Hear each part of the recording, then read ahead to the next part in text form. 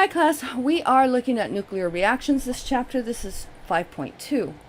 We are going to be balancing nuclear equations. So we're going to start off with an unstable nucleus, and depending on the type of radiation that's being emitted from it, we will be able to balance this out and provide what the new nucleus is, the stable nucleus.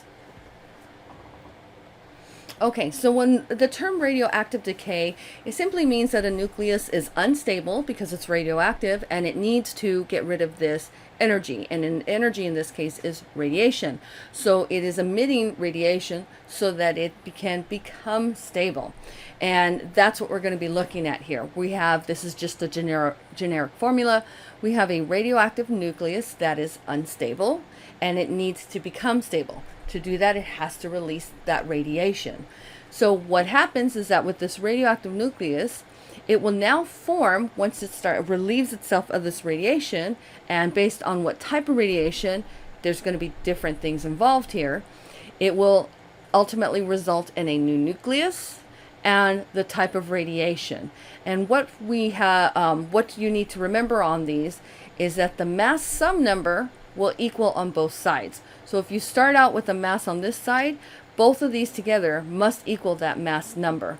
If you have an atomic number here, between these, on your product side, they should also equal that same atomic number. So for instance, if we look at this equation here, we have, okay, so if we look here, we have a radioactive element, californium, CF, and it has a mass of 251 and an atomic number of 98. Remember, the atomic number equals the protons. So in this case, we have 98 protons and a mass of 251. So what that means is that whatever we come up with on this side has to match the 251 and the 98. So this one has, in order for this radioactive nucleus to become stable, it has emitted radiation of alpha particles. We know that alpha particles are similar to helium, so that means that they have a mass of 4 and 2 protons. So let's say we were trying to figure out what this one is. It's very simple. You simply subtract these numbers, and then you can look on the periodic table to determine what the new element is. So you basically have to know what the radiation is, and once you know the radiation, you can subtract it and make sure that they balance, and if they balance, then it's correct. So knowing that helium has a mass of 4, I'm going to subtract 4 from 251. That gives me 247. But I'm not going to base this on the mass. I'm still going to go by the atomic number. I also know that helium has 2 protons. So I'm going to subtract 2 from 98, and that's going to give me 96. So when I look on the periodic table, this gives me curium. And that, let me see, 247 plus 4 equals 251. 96 plus 2 equals 98. This is a balanced equation. The mass, the sum of the masses equals, and the atomic numbers equal. So let's take a look at alpha decay. So I briefly went over it. I'm going to reinforce what I just discussed. So when there's an radiation being emitted from an unstable nucleus, we're going to know, or you're going to be told, something to indicate what that radiation is. And based on what it is, you're going to be able to subtract from the unstable and that, or add, and that's going to give you enough information to determine what the new the new non-radioactive nucleus is. So if this was blank and you were told this was an alpha particle or alpha decay, you should now know that an alpha particle has a mass of 4 and it has 2 protons. You have enough information now to subtract from what is on the other side of the arrow. So in this case, you want to think of starting material, and it is a radioactive nucleus. You will now have enough information to look up on a periodic table, and you can see what the new stable nucleus is. So in this case, we have uranium-238, mass is 238. That's made up of 146 neutrons and 92 protons. And then down here we have the atomic number of 92. So based on what this tells me, I'm going to form a new nucleus with the decay, and it's going to produce alpha particles. So there's going to be, with a mass number that is decreased by 4, and its atomic number is decreased by 2. That accounts for what has left the unstable nucleus. So 238 minus 4 is going to leave me 234. 92 minus 2 for the 2 protons of the alpha particle is going to give me 90. So from there, I can look up on the periodic table at the atomic number, and that's going to tell me that this is thorium. I'm sure I'm messing up some of these element names because they're not something we cover all the time. So this is a nice depiction also of what is going on. This is unstable, it's radioactive, it has to release that energy in order to become stable. When it becomes stable, it becomes a new nucleus, and in this case, that's what happens. So these arrows, you can see there's 2 paths, but they're only are covering what's here. One is the radiation being emitted as an alpha particle. An alpha particle consists of a mass of 4 and 2 protons, and then a new nucleus, which consists of the mass number 238 minus 4 from the alpha particle gives 234, and 92 minus the 2 that has been removed from the alpha particle, and it is 90. So this new nucleus is thorium 234, and this balances on both sides. You can count it. This is a good balanced nuclear equation. So knowing this, let's go through a practice of one. Complete the following nuclear equation for the decay of, I'm sure I'm going to mess this up. It's either americium, I don't know, to be honest. 241. Somebody knows how to say it right. I'm going to tell you something. In chemistry, you will hear words over and over again, and based on where you go, they all say them different. So even then, you don't know who's actually saying it right. They both might be right. Don't know.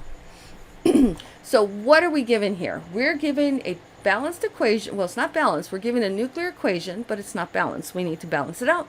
And we need to determine the new stable nucleus. It's given us enough information. We have the radioactive isotope and nucleus. Let's just keep calling them nucleus. That's what they tend to keep calling them here in your book. And it's also telling us the radiation, which is alpha particles. So based on this, we can determine what the new nucleus is. How do we do that? Well, we know that, first of all, if you were given this in wording, you should be able to put enough information to leave it as an incomplete nuclear equation. So the question mark is what we need to solve for. We can start with mass. So we know that we start with 241 minus 4 produces 237 as our mass for the new nucleus. But that's not enough information. We need to go by the atomic number. So we have an atomic number of 95. That means 95 protons for the unstable nucleus. We're going to subtract 2. That's going to give us 93. That is the atomic number for our new nucleus. We are going to now, next step, look it up. That's neptunium. Again, I'm sure I'm not saying any of these right.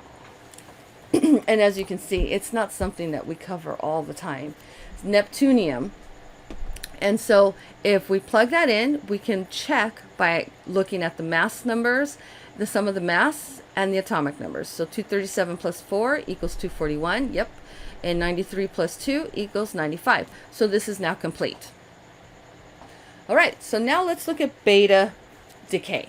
This is a high energy electron. So remember, if we're looking at a high energy electron, it has a negative charge, but it has a 0 mass. So a beta particle forms as a result of a breakdown of a neutron into a proton and an electron. So this is where things get a little bit more alpha particles tend to be a little easier, but as we start going into more stuff that we're not used to covering, it gets a little complicated. That's why I say have notes. It helps to keep track of these nuclear equations and what you need to do. So let me repeat what I just said. This is a result of a breakdown of a neutron into a proton and an electron. So those need to go somewhere, that proton and the electron. So the proton's going to increase by 1 for the new nucleus, and then the neutron's going to decrease by 1, and we're going to have, excuse me, the mass number of the radioactive nucleus is going to equal the mass of the new nucleus on the other side. Why? Because electrons don't have mass. So the new nucleus and the radioactive nucleus have to match in mass, because the beta particle is not going to contribute in the mass regarding this. Okay, so let's take a look at this and break this down. So we are given a radioactive nucleus of carbon-14. Carbon-14 consists of 6 protons and 8 neutrons. So the 6 protons, the atomic number is covered, and 14 is for the mass. Now let's take a look at what we're supposed to cover or know regarding these equations. The mass number of the new nucleus remains the same. So the mass of the new nucleus should be 14. So let's say we didn't see this here. I would put a question mark or an X, and I would write 14, because these have to match, because if you go by all the superscripts, this is 14 plus 0 equals 14. Now we have to take a look at the bottom portion. So neutrons decrease by 1. Okay, and that's exactly what happens. We have 8 neutrons here. We now have 7 neutrons. But this is still the mass. So we're not really going to worry about the neutrons that much, because if you know that the mass here and the mass here match, the neutrons may mess you up. But you do need to pay attention to the atomic number. And the atomic number increases by 1. Why does it increase by 1? Because remember, a beta particle forms because of a breakdown of a neutron into a proton and electron. So the neutron is gone. That's why it's decreased by 1. But what is in its place is the electron, which is here. And then the proton shows here. So think of a little ball, if you can kind of, I don't want to really look at this, but, and it splits into 2. It splits into a proton and an electron. The proton's going to go here. The electron's going to go here. So that's why I say don't get caught up with the neutrons too much, because if you did this right, the mass will still matter. The mass will match, and then you just add 1, and that should take care of itself without you having to overly check it. So its atomic number increases by 1. Let's take a look now. We have carbon-14. It is radioactive. It is now giving out beta particles as its radiation. So what we find is that the mass is going to be the same. So that 14 and 14 equals. And now we have a new nucleus. We have we add 1 for the proton. But these have to balance. So how do we make them balance? Well, for the first one, you want to look at all the superscripts and make sure they match. Do the same for the bottom one, the subscripts. So this is 6. So we need to make sure this equals 6. Simple. 7 minus 1 equals 6. Don't get caught up too much in overthinking this. This chapter is not going to go into more and more detail beyond what I'm presenting to you. So if you're wondering, well, why? That's a -1 charge, and so don't go into it more. Just do the simple math, and if it balances that way, accept it. So this is 6. Pretend this is an equal sign. 7 minus 1 equals 6. So this actually balances out, and that's what we're looking for. All right, so now let's do an example of a beta decay. Okay, so write the balanced nuclear equation for the decay of potassium-42, a beta emitter. So let's say you were not given the equation. That's all you're given. That is enough information for you to write an incomplete nuclear equation. Why? Because this is telling you that K42 is the radioactive nucleus, and it's a beta emitter, meaning beta decay, a beta particle. So that's enough information for you to plug this in. You have to remember beta means this is equivalent to an electron, -1 charge, 0 mass. So potassium K42, look it up. You would see, look on the periodic table, you would see that it's atomic number of 19, an arrow. So far we're good. Question mark, and then you know what the symbol is for beta decay, for beta particle, and you add that with the plus sign. This is where I say get that chart. This is what will help you put these together. All right, so now we have our incomplete nuclear equation. Let's move on. We're going to do the same math depending on what the radiation particle, we're going to do certain things differently, but it's pretty easy. So we just have to know what we need to do. That's pretty much it. Well, the mass has to be the same. So 42 minus what is going to equal 42? Well, I just told you that the mass has to stay the same. So 42 minus 0 is 42. So that's a step you don't need to do, but while you're getting into understanding this, you should actually do that because it will stay in your head. Make those extra steps so you don't have to worry about this later. The more you do it, the more it's going to stay in your head. So the mass stays the same, 42. What about the atomic number? Well, in this case, remember, it gains a proton. So because it gains a proton, we're going to have to take the proton, the atomic number from the radioactive isotope, and add 1 to determine what the new atomic number is for the new nucleus, and that's 20. So we now know that the new nucleus has an atomic number of 20. So we're going to look that up, and that's calcium. So we now can plug in everything to have a balanced nuclear equation for the decay of potassium-42 with that is emitting beta particles. So here we have our potassium radioactive isotope, our potassium-42, and that's make sure everything balances. So we have 42, mass stays the same. So if you get confused, make this an equal sign. Visualize that if you can. 42 plus 0 is 42. That matches. 20 minus 1 is 19. That also balances. So this is a balanced nuclear equation. Okay, let's do another one. Here we don't have anything, and this is exactly what you should start with. Write the balanced nuclear equation for the beta decay of cobalt-60. So we have two things here. We know it's a beta decay. Beta, the word beta is telling you what type of particles this is, radiation, and we have our radioactive isotope. So we have everything we need. Write an incomplete nuclear equation. So we have that. We have cobalt-60 because it gives you the mass, and then you can look up on the periodic table to determine what the atomic number is for cobalt. So we have 60, 27. Arrow, you can make an X, question mark, whatever. And this is a beta decay. So it's a high energy electron. So E, 0 mass, -1 charge. Now I have enough information that I can continue to get this to be balanced. So what are the rules? For beta decay, mass does not change, so it should still be 0.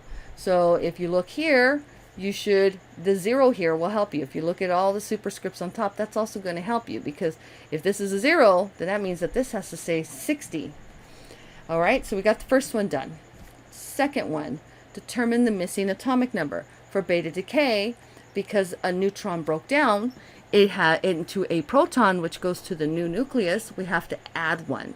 So we take the radioactive nucleus atomic number, and that is 27. We're going to add 1, and that makes it 28. So the atomic number for our new stable nucleus is 28.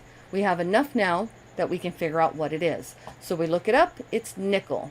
So we're going to fill in all the information. You should write it with these numbers, superscript and subscript, so that you can see and do the math in front of you. So 60 plus 0 is 60. 28 minus 1 is 27. This balances. This is a balanced nuclear equation for the beta decay of cobalt-60. Okay, so positron emission. Positron emission is a proton in an unstable nucleus is converted to a neutron and a positron. So this is a little different, and that's where now we're going to be using these other symbols. So let's just go over what I just said. So we're dealing again with a radioactive unstable nucleus, and a proton is converted to a neutron and a positron. Remember, a positron is antimatter. It's opposite of an electron, so it's got a plus charge. Even though we use an E, it's got a plus charge. Okay, so let's take a look at what the differences would be here. So in this case, because we're losing a proton, that means that it's going to decrease by 1.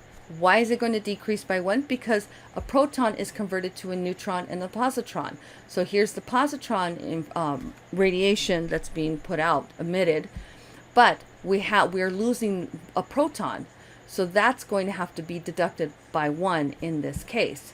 So if we look at this equation here, we have manganese 49, mass stays the same, so 49 plus 0, yes, that balances to 49.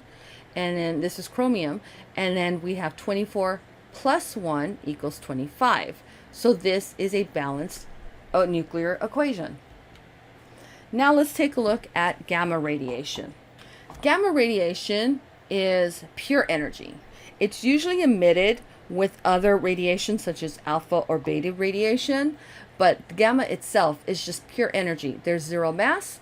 There is no protons we're dealing with, no atomic numbers. It's just gamma. It's just energy. So it's kind of easier because if you look here, we have, and again, I know I'm not going to say this right, technetium. That does not sound right. But how do we distinguish between a radioactive technetium and a non-radioactive technetium? And that's where the M comes in. Why? Because we're not adding or subtracting anything from it. So it's not going to, basically, it's going from radioactive isotope to a non-radioactive isotope of the same element. So 99 plus 0 is 99, and 43 plus 0 is 43. So nothing's changed except for it's radioactive, and then it's not, because the gamma radiation is being emitted. So the M here, for these cases, indicates that this is an unstable radioactive isotope. And the not seeing the M, there's no M, little m, that means that this is a stable isotope that is non-radioactive. Okay? And here is an overview of everything that I've just covered. So this gives you a breakdown of what needs to be done. Basically, you can see mass number -4, atomic number -2. That's for the new nucleus. Here, a new nucleus for a beta emitter, which I didn't say this is alpha. New mass number stays the same, but atomic number +1. And then we look at positron emitter. Here we have a mass number stays the same, but the atomic number is subtracted by 1. And here we have mass number stays the same, atomic number stays the same, but you might see there will be an M to indicate that it is radioactive. Okay, so producing radioactive isotopes. Okay, so how do they produce these radioactive isotopes? They are produced when you take a stable nucleus and it's converted to a radioactive nucleus by bombarding it with a small particle. So in this case, let's take a look at what we have here. We have non-radioactive boron 10, so it's a mass of 10, atomic number 5, and you bombard it with alpha particles. And when you bombard it with alpha particles, the product ends up being nitrogen 13 and a neutron. So in this case, there's a neutron that's being produced and our new radioactive nucleus. So how would you know how to do this? Well, you're usually going to be given 3 of the variables, or enough about the radiation that you can plug it in, and then you simply balance it. So it's not anything more difficult than what we've already done. How do I know? Well, we have 14 up here, so we need to make sure this balances 14. If you're told it's a neutron, plug in a neutron, 13 plus 1 equals 14. So these balance. And then on the bottom one, we have 7. Neutron is 0, so this must be 7. So that's going to be able to tell you what the new atomic number is and the new mass. So they're not any more complicated, it's just new. And you still are going to be given enough information that you should be able to balance it out. Okay, so let's take a look at something like that. Write the balanced nuclear equation for the bombardment of nickel-58 by a proton, and it's giving you the symbol for the proton, which produces a radioactive isotope and an alpha particle. So it's also telling you it's an alpha particle. So even if you didn't have the nuclear equation, the incomplete nuclear equation to see this visually, and you're expected to write it, you have enough information up there that you could do this. Why do I know? Because you're having the proton, so you can write the proton out. Plus, you're given enough information to know that this is a stable nucleus. So here we have nickel 58. You could look up the atomic number and an arrow, and we are now looking to get produce a radioactive isotope. And here it's telling me that it produced a radioactive isotope and an alpha particle. So I can put the symbol for the alpha particle, which is helium. So now I'm missing one variable, and I have enough here to determine what that is. So 1 plus 58 equals 59, and 1, so here we have 2, right? So if this is 29, 29 minus 2 will equal, I don't want to jump ahead, let's just do it here. So I already did the first step on that one page. So we add up together what is there. That's the proton with the mass number. And on the other side, we have an alpha particle. So we add this up. That's 59 minus 4. My mass of my new nucleus is 55. Now we're going to do the same thing for the bottom. So we're going to add 28 plus 1. That's 29. But we have 2 on this side. So we're going to subtract by 2. That's 27. So the atomic number of my new nucleus, my radioactive isotope, is 27. Going to look that up. That is cobalt. So I have now enough information. My mass is 55, my atomic number is 27, and I can put the chemical formula, and this is a balanced nuclear equation. All right, what radioactive isotope is produced when a neutron bombards technetium, let's just say TC98, releasing an alpha particle? So we have enough information here that we can plug in for the question mark. What do we have? We have the TC98, a neutron bombardment, balance. We need to balance the equation. We have a mass number and atomic number, and from all this we can figure out what the new one is. So we add this together. We have 98 plus 1 from the neutron, that's 99. We have 4, so minus 4, that gives us a mass of 95. Bottom part, we have 43 plus 0, so we have 43 on one side, but we have a 2, so 43 minus 2 is 41. That is the atomic number of our new radioactive isotope.